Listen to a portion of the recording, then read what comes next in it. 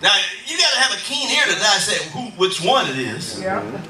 That's a tuba. Somebody's off on the tuba. Somebody off beat on the drums. See, that's what I do. And see, when I start pointing out when it's off beat, what we go do, we go get our tuba and go home. So we interrupt the sound. So the sound is distorted because I tell you, and God give me a keen ear to tell you that rhythm is off. When you just say, oh, okay, I'm going to practice more. I'm leaving that church. He always saying something about what I do.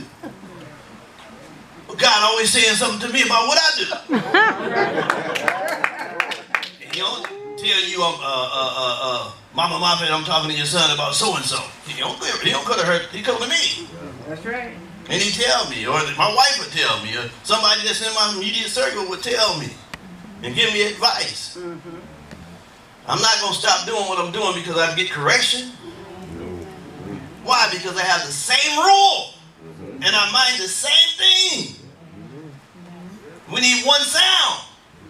One sound. So they keep playing.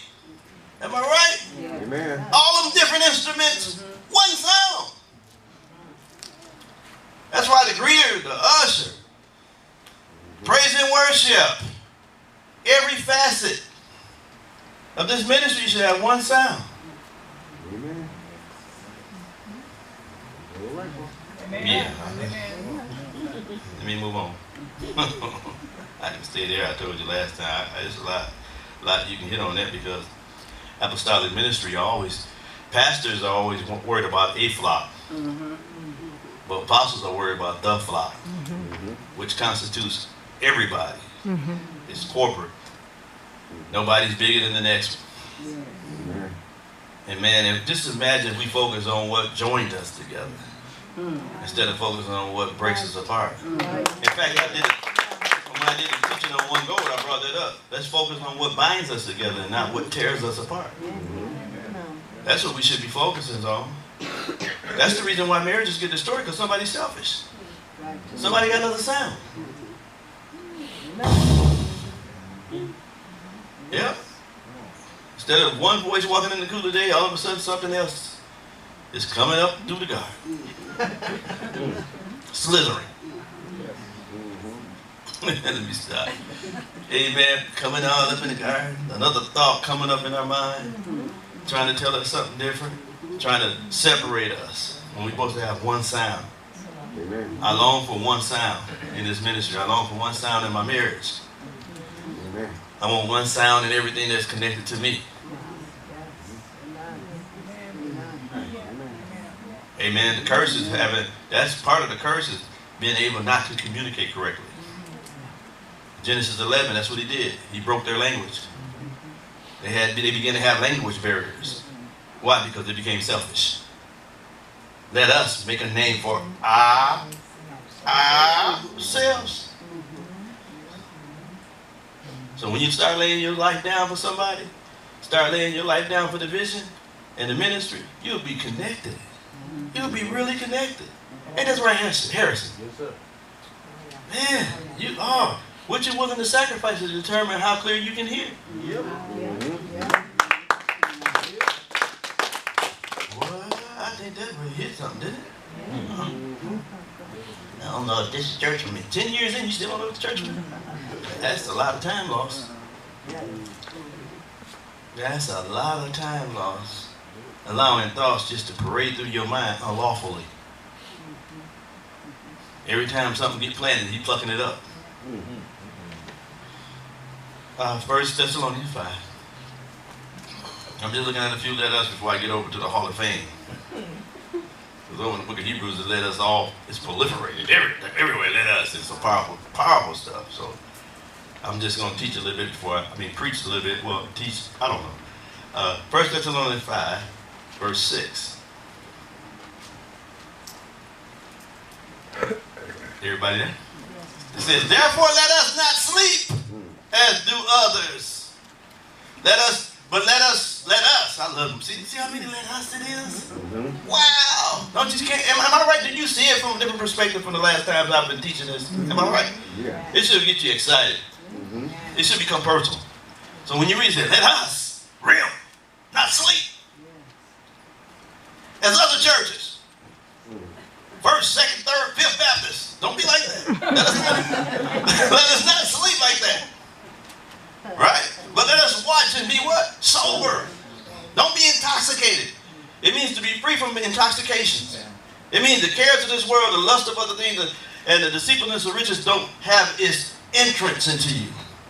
It means to be sober, to be free-minded. Not free to serve your own will, but be free to serve His. Yes. Let us watch. Let us be on guard. Don't let, and that's what we need to know how to do. Watch and pray. Verse 7. For they that sleep, sleep in the night, and they that be drunken are drunken in the night. So he's basically telling you there's a culture. When he talks about day and night, he's talking about a culture. So that's why if you're in one culture, and what's going to happen, whatever, your appetite will reflect the culture that you are a part of. For they that sleep, sleep in the night. In other words, if you're in the night, you're going to sleep. If you're used to dark things, you're going to sleep. You're not going to be sensitive. You're not going to be awake. You're not going to be in tune. You're not going to be able to catch. You're not going to be able to hear. And then it's going to cause you to be drunken without, that means you're going to stagger at the promises of God. You have no focus, no clarity. A broken focus. We can have a broken focus. You're not aware of what God wants to do. Verse 8. But let us, who are of the day, be sober, putting on the breastplate of faith and love, and for a helmet, the hope of salvation. Let us be dressed properly. Let us have the right mind. Let our attitude be right. Let us be, and that day is not a day of Monday, Tuesday, Wednesday, or a 24-hour period. This day is an understanding. That's why he called the children of the day. How many know we call the children of the day? How many know the children of the night? Then there's the children of the day. Two types of cultures. Two types of understanding. Right? Jesus told him, he said, I am the light of the world. He that followeth me should what? Come on. Should not walk in darkness.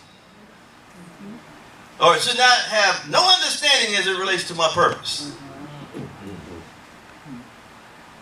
That we can correctly transition when the day comes, when God begins to speak something.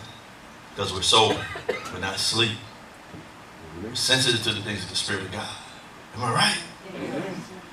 Why? Because I have on the faith and love. I told you, faith and love, the two scriptures are connected. It's the breastplate on my heart.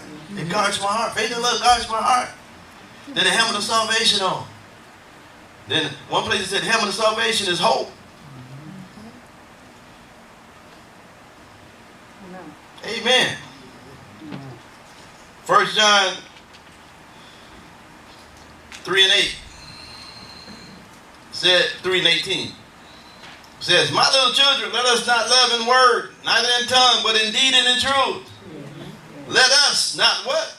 Love in word, neither in tongue, but in what? In action and in truth.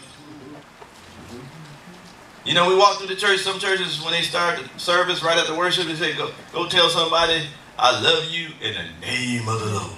Lip service many times. Because love is never spoken. Or should I say, love can be spoken, but it's affirmed through action. Yeah.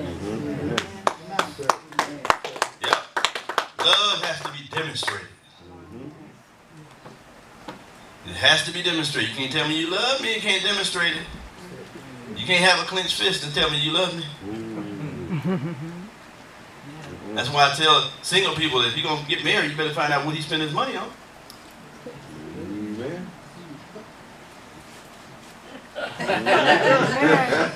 I said, find out. Find out if he tithes or not. Find out. Do you tithe right? Or do you tip? What do you spend your money on? You spend more money on your car than you do on God?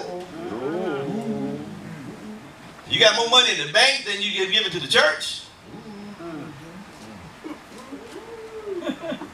I came in the door, told my wife, this is what I give. And she didn't fight it. All right. I promise not to disturb the house. Right. I ain't going to penalize the house trying to believe God for prosperity. But I'm not going to shortchange them Amen. trying to reach it. That's good. You know what I'm saying? I'm going to get there one way or another. No, you ain't. You're going to get there without going the right way. Amen. Any other way is a thief in the rock. You ain't going to make prosperity. If you get it, you won't enjoy it. Trust me. There's a lot of folks that get it. Lump sums of money. The big money. I've seen people, heard people getting millions. And in a year they broke. But you need the wisdom of God to handle that stuff. Amen. Somebody said, if I had $1 million, let me be broke. If I get $1 million for a year, I'll be broke. Stop it. That million can kill the people. See, that's the thing about it. If your mind ain't right, $1 million will kill you. Yes. Amen. Yeah, I never know nobody like that. Probably not dead, but I guarantee you they had something going on until all of a sudden it destroyed marriages, families, and everything. That's the killing. That's destruction.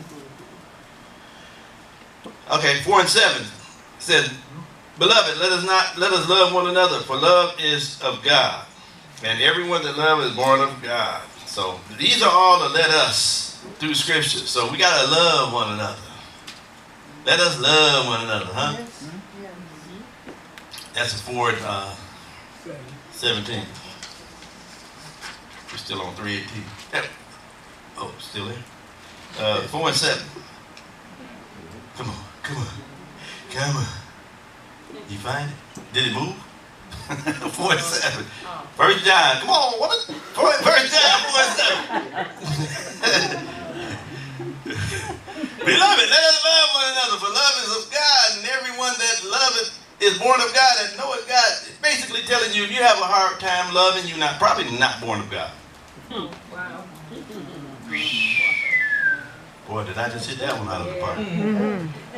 I just can't love nobody. Well, you need to be born again. Y'all need another scripture for that one, don't you? Let me follow it up. When we go over and get it. It's in there. I'm going to show you. And if it's in the Bible, I didn't say it.